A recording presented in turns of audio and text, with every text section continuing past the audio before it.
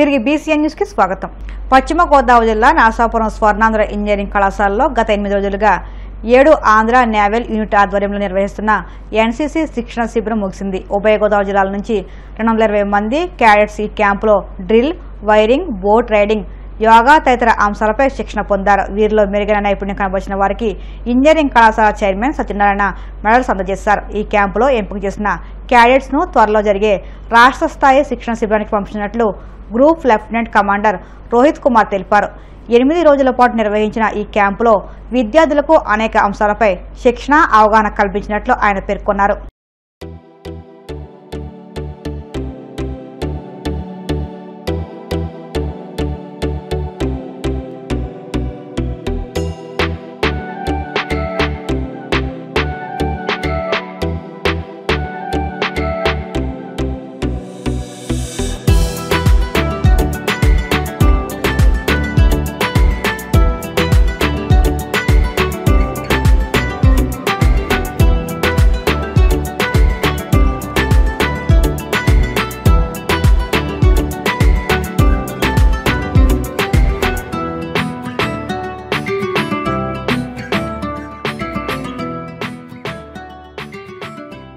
Good morning. Commanding Officer 7 Andhra Naval Unit Lieutenant Commander C. Rohit Kumar మాట్లాడుతున్నాను. ఈ 10 రోజులు national cadet corps తరఫున మేము హోస్ట్ చేసిన యాన్యువల్ ట్రైనింగ్ క్యాంప్లో వెస్ట్ గోదావరి జిల్లాల్లో ఆల్మోస్ట్ 8 ఇన్స్టిట్యూషన్స్ నుంచి పార్టిసిపేట్ చేసి ఇక్కడ 8 డేస్కి పైగా ట్రైనింగ్ యాక్టివిటీస్ జరిపాం. ఈ ట్రైనింగ్ యాక్టివిటీస్లో భాగంగా drill, firing, semaphore and navy specific subjects వీళ్ళందరికీ నేర్పించడం జరిగింది. అలాగే ఈ 8 డేస్లో చాలామంది పిల్లలకి ఇది ఫస్ట్ టైం ఒక రైఫిల్ పట్టుకుని ఫైర్ చేసే ఒక ఆపర్చునిటీ కూడా దొరికింది. సో ఇక్కడి నుంచి ట్రైన్ అయ్యి ఇక్కడి నుంచి సెలెక్ట్ అయిన పిల్లలు నేషనల్ లెవెల్లో republic day parade and Nausainik camp ఏదైతే లోనావాలాలో జరుగుతుందో అక్కడ మన ఓన్ స్టేట్స్ని, మన ఓన్ ఇన్స్టిట్యూషన్స్ని రిప్రజెంట్ చేయడం జరుగుతుంది. అట్ ద ఏజ్ 15 నుంచి 21 ఇయర్స్లో ఇలాంటి ఎక్స్పోజర్ ఇంకెవరికి దొరకదు. అండ్ ఈ అన్ని యాక్టివిటీస్ ఏదైతే స్టార్టింగ్ నుంచి ఎండింగ్ దాకా ఈ 10 రోజుల్లో జరిగాయో కేడెట్స్కి వాళ్ళ కాన్ఫిడెన్స్ని కూడా బూస్ట్ చేస్తుంది. So I would like to take this opportunity to thank the institution which has given this wonderful place for us and also the cadets for their extremely fantastic performance and participation. Thank you. Tirupati జిల్లా గూడూరు పట్టణంలోని కోనేటిమిట్టలో వెలసి ఉన్న శ్రీ కోదండ రామాంజనేయ స్వామివారి దేవస్థానంలో గురువారం హనుమత్ జయంతి వేడుకలు ఘనంగా నిర్వహించారు. ఆంజనేయ స్వామికి విశేష అలంకరణ ఏర్పాటు చేసి మంగళ వాయిద్యాలు, భక్తుల హనుమాన్ నామస్మరణతో పల్లకి సేవ అత్యంత వైభవంగా నిర్వహించారు. భక్తులు అధిక సంఖ్యలో పాల్గొని స్వామివారిని దర్శించి తీర్థప్రసాదాలు స్వీకరించారు.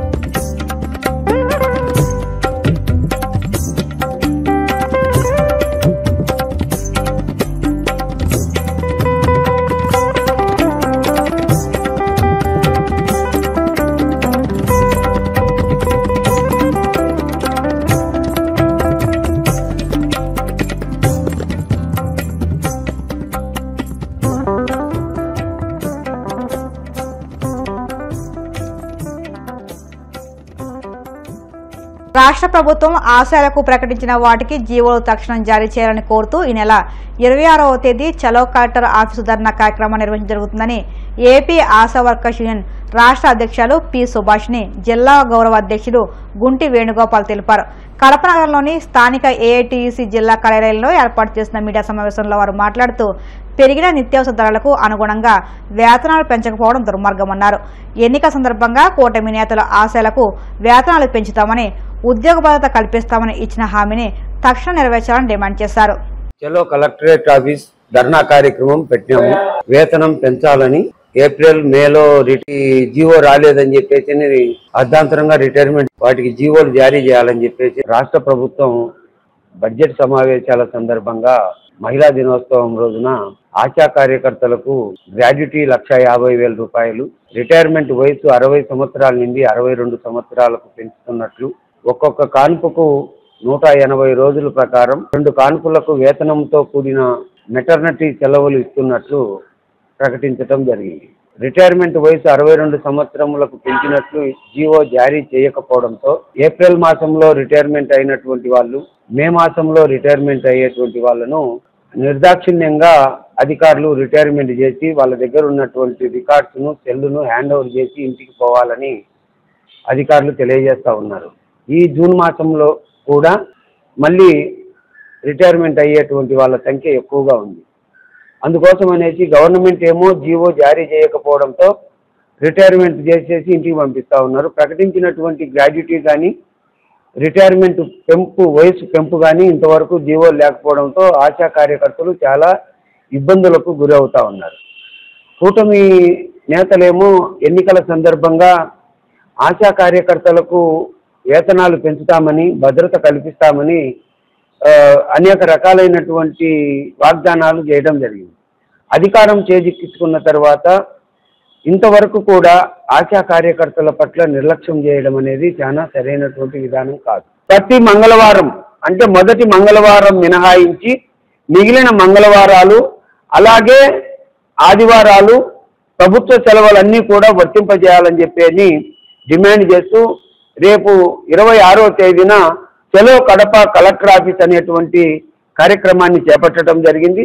ఈ చలో కడప కలెక్టరేట్ కార్యాలయానికి జిల్లా వ్యాప్తంగా ఉన్నటువంటి ఆశా కార్యకర్తలందరూ తరలి రావాలని చెప్పేసి ధర్నాను జయప్రదం చేయాలని AP Asha workers union AITUC పిలుపునిస్తా ఉంది. విశాఖ జిల్లా వైసీపీ కార్యాలయంలో తూర్పు నియోజకవర్గం ఆత్మీయ సమావేశం జరిగింది. ఈ సందర్భంగా విశాఖపట్నం తూర్పు నియోజకవర్గం సమన్వయకర్తగా నియమితులైన మొల్లి అప్పారావు భారీ ర్యాలీగా కార్యాలయానికి తరలివచ్చి సమావేశంలో పాల్గొన్నారు. ఈ కార్యక్రమంలో పార్టీ జిల్లా అధ్యక్షులు కెకే రాజు, శాసనమండలి సభ్యులు వరదు కళ్యాణి, కుంభ రవిబాబు, పార్టీ నాయకులు పాల్గొన్నారు. ఈ సందర్భంగా వారు మాట్లాడుతూ కూటమి ప్రభుత్వం అమలు కాని హామీలతో అధికారంలోకి వచ్చి ప్రజలను మోసం చేస్తుందని మండిపడ్డారు. వచ్చే ఎన్నికల్లో గెలుపు కోసం ప్రతి ఒక్క కృషి చేయాలని పిలుపునిచ్చారు. ఈరోజు అభినవ పూలే వలె 2019 నుంచి 2024 వరకు కూడా సంక్షేమ విషయంలో కానీ, అభివృద్ధి విషయంలో కానీ, ముఖ్యంగా వెనకబడిన వర్గాల వారి అభ్యున్నతి విషయంలో కానీ ఈ దేశానికే స్ఫూర్తిగా నిలిచే విధంగా సుపరిపాలన అందించిన వైఎస్ఆర్ కాంగ్రెస్ పార్టీ జాతీయ అధ్యక్షులు గౌరవనీయ శ్రీ వైఎస్ జగన్మోహన్ రెడ్డి గారు మనం విశాఖపట్నం జిల్లా తూర్పు నియోజకవర్గ సమన్వయకర్తగా మొల్లి అప్పారావు గారిని మనం నియమించడం జరిగింది. మీ అందరికీ కూడా ఆ విషయం తెలిసిందే.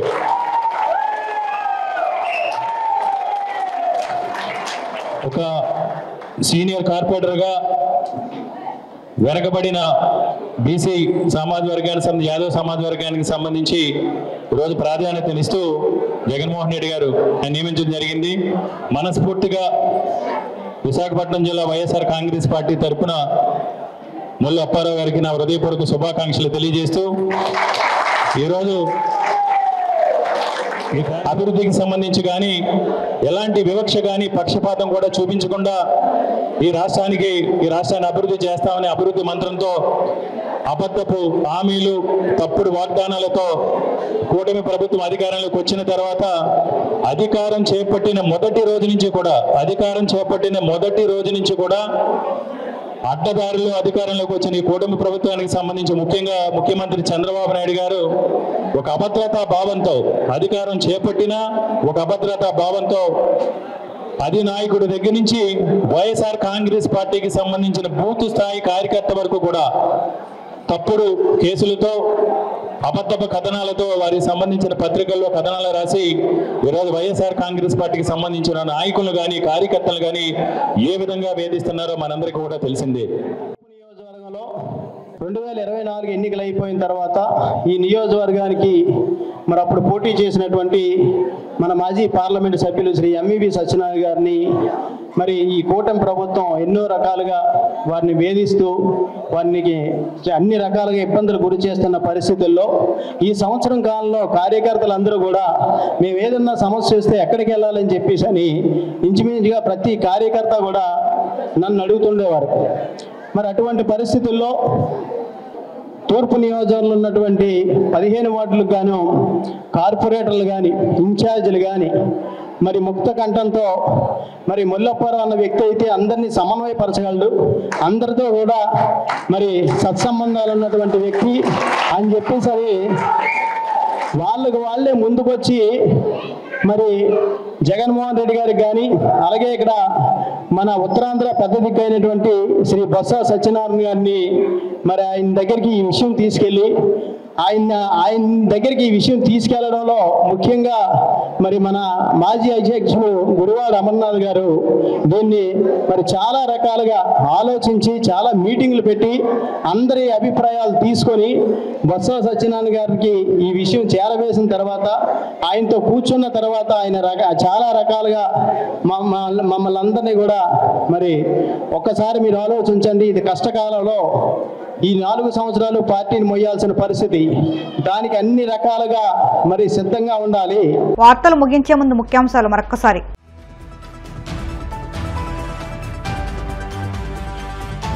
అమృత్ భారత్ స్టేషన్ పథకం భారతీయ రైల్వేలో సరికొత్త అధ్యాయానికి నాంది. కేంద్ర మంత్రి భూపతిరావు శ్రీనివాస్ వర్మ వెల్లడి.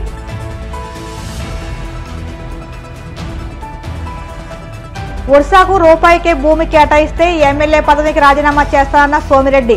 అబద్ధమని తేలితే జగన్ రాజీనామా చేయాలని డిమాండ్. మద్యం కేసులో తప్పు చేయకుంటే జగన్ ఎందుకు వెనకాడుతున్నారన్న షర్మిల. ఏ విచారణకైనా సిద్ధమని ఎందుకు చెప్పడం లేదని నిలదీత. రాష్ట్రంలో మాదిగలకు తీవ్ర అన్యాయం జరుగుతుందన్న ఎంఆర్పీఎస్ రాష్ట్ర అధ్యక్షుడు వెంకటేశ్వరరావు. చట్టంలో మార్పులు చేయకపోతే ఆందోళన చేస్తామని హెచ్చరిక. ఈ వార్తలు ఇంతటి సమాప్తం. మరిన్ని వార్తల కోసం BCN digital YouTube channel, Facebook పేజీని ఫాలో అవ్వండి. అప్డేట్ వార్తల కోసం ప్లీజ్ సబ్స్క్రైబ్.